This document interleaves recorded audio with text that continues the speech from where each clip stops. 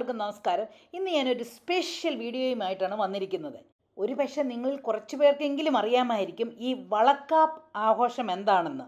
ഞാൻ ഈ വളക്കാപ്പ് ഫംഗ്ഷനെ പറ്റി ധാരാളം കേട്ടിട്ടുണ്ട്, പക്ഷേ ഇന്ന് വരെ അങ്ങനെ ഒരു ഫംഗ്ഷന് സംബന്ധിച്ചിട്ടേ ഇല്ല. അതിനാൽ മാത്യു സോമിലെ ഞങ്ങളുടെ പെരുമാളിൻ്റെ മകളുടെ വളക്കാപ്പ് ഫംഗ്ഷൻ ഒന്ന് പോകാമെന്ന് വിചാരിച്ചു. അപ്പോൾ ഒന്ന് പോയിട്ട് നേരിട്ട് കണ്ടിട്ടേ ഇതെങ്ങനെയാണെന്നൊന്ന് അറിയാമല്ലോ. കൂടാതെ തെങ്കാശി വരെ ഒന്ന് പോയിട്ട് തമിഴ്നാടും ഒക്കെ ഒന്ന് കാണാനായിട്ടും പോകാമെന്ന് വിചാരിച്ചു. ഇനി ആർക്കെങ്കിലും ഈ വളക്കാപ്പ് ഫംഗ്ഷൻ എന്താണെന്ന് അറിയില്ലെങ്കിൽ പറയാം. ഈ വളക്കാപ്പ് അല്ലെങ്കിൽ സീമന്തം എന്നതിനെ പറയും. ഇംഗ്ലീഷിൽ പറഞ്ഞു കഴിഞ്ഞാൽ ബേബി ഷവർ. ബേബി ഷവർ എന്ന് പറഞ്ഞു കഴിഞ്ഞാൽ എല്ലാവർക്കും അറിയാവുന്നൊരു കാര്യമാണ് അല്ലേ. വള എന്ന് പറഞ്ഞു കഴിഞ്ഞാൽ ബാംഗിൾസ്, കാപ്പെന്ന് പറഞ്ഞാൽ സംരക്ഷിക്കുക. കാരണം ഈ കുഞ്ഞിനെയും അമ്മയെയും സംരക്ഷിക്കാൻ വേണ്ടി കുറേ പൂജയും കാര്യങ്ങളും പ്രാർത്ഥനയും എല്ലാം ചെയ്ത് 7ാം മാസത്തിൽ ഈ എക്സ്പെക്റ്റഡ് മദറിനെ അവളുടെ വീട്ടിലേക്ക് വിടുന്ന ഒരു ചടങ്ങാണിത്. തമിഴിയൻസിൻ്റെ ഇടയിൽ ഇതിന് ഭയങ്കര പ്രധാനമാണ്. ഇത് ഭയങ്കര ആഘോഷമായിട്ട് തന്നെ അവർ നടത്തും. കേരളത്തിൽ അങ്ങും ഇങ്ങുമൊക്കെ കുറേ പേരൊക്കെ ഇത് ആഘോഷിക്കാറുണ്ട്. എന്നാൽ ഈ തമിഴ്നാട്ടിലെ ആഘോഷം ഒന്ന് കാണേണ്ടത് തന്നെയാണ് കേട്ടോ.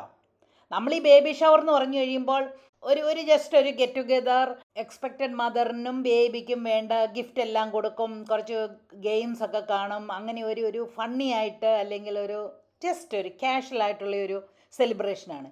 പക്ഷേ ഈ വളക്കാപ്പ് ചടങ്ങെന്ന് പറഞ്ഞു കഴിഞ്ഞാൽ ഭക്തിപൂർവമായി കൊണ്ടാടുന്ന ഒരു കാര്യമാണ്. അപ്പോൾ ഇതിനാന്ന് പറഞ്ഞെന്നാൽ ഗർഭിണിയായിരിക്കുന്ന ഒരു സ്ത്രീയെ പ്രഗ്നൻസിയുടെ 7ാം മാസത്തിൽ അവളുടെ സ്വന്തം വീട്ടിലേക്ക് പ്രസവത്തിന് വിടുന്ന ഒരു ചടങ്ങാണ് ഈ വളക്കാപ്പ് ചടങ്ങ്. നമുക്കറിയാം ക്രിസ്ത്യൻസിൻ്റെ ഇടയിലും എല്ലാം ഉണ്ട്, 7ാം മാസത്തിൽ പ്രസവത്തിന് വിടുക എന്നൊരു ചടങ്ങെല്ലാം ഉണ്ട്. പക്ഷേ ഇതുപോലെയൊന്നും കുപ്പിവളകളൊന്നും ഇടിയിപ്പിക്കത്തും അങ്ങനെയൊന്നും ഇല്ല. അതൊരു ചടങ്ങാണ്. ഇപ്പം പുതിയ ന്യൂ ജെൻ ആയി കഴിഞ്ഞപ്പോഴത്തേന് അവർ ഹസ്ബൻഡ് ആൻഡ് വൈഫ് തന്നെ താമസിക്കുകയാണ്. അപ്പോൾ അവർ 7ാം മാസത്തിൽ പ്രസവത്തിന് വിടിയിലൊന്നും ഇല്ല. നേരിട്ട് അവർ ഹോസ്പിറ്റലിലോട്ട് പോകും. അവിടുന്ന് പ്രസവിച്ച് തിരിച്ച് വീട്ടിലോട്ട് വരും. ഹസ്ബൻഡ് തന്നെ ടേക്ക് കെയർ ചെയ്യും. പിന്നെ ഭാഗ്യമുണ്ടെങ്കിൽ അമ്മമാരോ അമ്മായിമ്മമാരോ ഒക്കെ വന്ന് ടേക്ക് കെയർ ചെയ്യാൻ സാധിക്കും. എന്നാൽ തമിഴ്നാട്ടിൽ ഇതൊരു ഭയങ്കര ചടങ്ങാണ് കേട്ടോ. ചുരുക്കി പറഞ്ഞെന്നാൽ ഈ പ്രസവിക്കാൻ പോകുന്ന എക്സ്പെക്റ്റഡ് മദറിനും പിറക്കാൻ പോകുന്ന കുഞ്ഞിനും വേണ്ടി ഫാമിലിയും ബന്ധുക്കളും എല്ലാം ചേർന്ന് നടത്തുന്ന ഒരു പ്രാർത്ഥനയും ആശീർവാദവും ഒക്കെയാണിത്. ഇതിന് ഭയങ്കര പ്രിപ്പറേഷനാണ് കേട്ടോ. വീടും എല്ലാം നല്ല പോലെ ഡെക്കറേറ്റ് ചെയ്യും, മുറ്റത്ത് കോലമൊക്കെ ഇടും.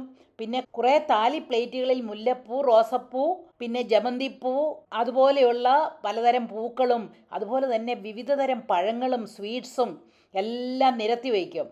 എനിക്ക് തോന്നുന്നേ എല്ലാം 7ൻ്റെ ഒരു നമ്പറായിരിക്കും. കാരണം 7ാം മാസത്തിലാണ് ചടങ്ങ് നടത്തുന്നത്.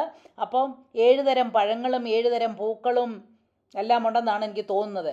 അതുകൂടാതെ വലിയ ഒരു പ്ലേറ്റിൽ വിവിധ നിറത്തിലുള്ള കുപ്പി വളകളും വയ്ക്കും. അതുപോലെ തന്നെ കുറേ ചെറിയ വളകളും ഇതിനകത്ത് വയ്ക്കും. കാരണം ഈ ഗർഭിണി ഒരു കുട്ടിയെ മടിയിൽ വെച്ചോണ്ടിരിക്കും. എന്നിട്ട് ഈ ഗർഭിണിക്കും വളയിടും, പിന്നെ ഈ കുട്ടിക്കും വളയിട്ട് കൊടുക്കും. അങ്ങനെയാണ് ഒരു പതിവ് ചെയ്യുന്നത്. കുട്ടികളൊക്കെ ചിലപ്പോൾ അങ്ങനെയൊന്നും ഇരിക്കത്തില്ല. പെരുമാളിൻ്റെ മോടെ പേരാണ് ഗായത്രി. അങ്ങനെ ഗായത്രിയെ അതീവ സുന്ദരിയായി അണിയിച്ചൊരുക്കി, ഒരു കല്യാണ പെണ്ണ് പോലെ അണിയിച്ചൊരുക്കി നല്ല പട്ട് സാരിയും തല നിറയെ പൂവും എല്ലാം വെച്ച് അണിഞ്ഞൊരുങ്ങി വന്നു.